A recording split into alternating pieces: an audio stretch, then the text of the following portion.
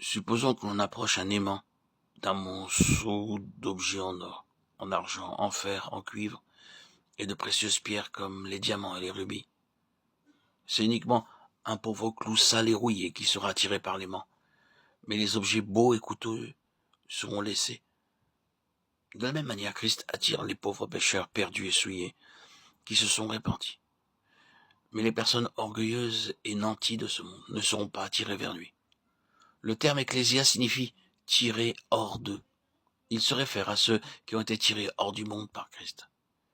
Ils peuvent être illettrés et n'avoir aucune déqualification prisée par le monde. Mais cependant, aux yeux de Dieu, ils sont devenus très précieux.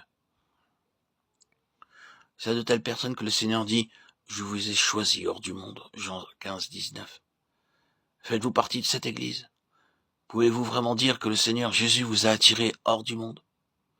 Ne pensez pas que, parce que vous avez un prénom chrétien ou que vous avez beaucoup de connaissances bibliques, vous appartenez au Seigneur. Il doit y avoir une transformation dans votre cœur et dans votre vie. Lorsque vous avez été retiré par la puissante main de Dieu, les plaisirs du monde perdent leur pouvoir d'attraction pour vous.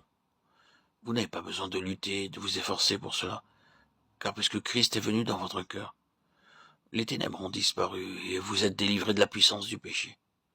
À moins que cela ne soit votre expérience, vous ne pourrez pas affirmer que vous faites partie de l'Église. Beaucoup de soi-disant chrétiens aspirent aux choses du monde. Ils pensent qu'il n'y a pas de mal à s'adonner occasionnellement aux plaisirs du monde. Ils iront au cinéma pour voir de bons films, mais seulement 2 ou 3 fois l'an. Ils ne réalisent pas que le poison peut tout aussi bien causer la mort si l'on en boit une gorgée qu'une pleine bouteille. Un petit bacille de coche peut tuer tout votre corps. Un petit éclat dans l'œil peut vous rendre aveugle. Aucun homme ne peut par lui-même perdre le désir à l'égard des plaisirs du monde. C'est seulement quand le Seigneur Jésus-Christ entre dans son cœur qu'il peut en être délivré. Il est celui qui peut nous libérer de nos liens. Sa puissante main peut nous affranchir de tous les attraits mondains ainsi que du diable.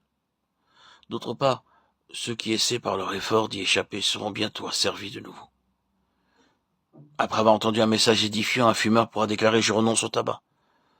Alors, avec de grands efforts, il reste ferme à l'égard de sa décision pendant 3 ou 4 jours. Mais après cela, son estomac commence à plaider avec lui. « Cher maître, je veux de la fumée. La bonne nourriture, le lait et les sucreries ne me satisfont pas, je dois avoir de la fumée. Je languis après la fumée, s'il te plaît, donne-moi de la fumée. Je mourrai sans fumée. » À la fin, il la lui donnera et retombera dans sa vieille habitude aussi profondément qu'autrefois. Ce n'est que par la puissance du Seigneur Jésus-Christ agissant en nous que nous pouvons être délivrés de nos péchés. Il a vaincu le monde, le péché, la mort, l'enfer et Satan. En lui, par lui et à travers lui, nous sommes vainqueurs. Nous sommes victorieux.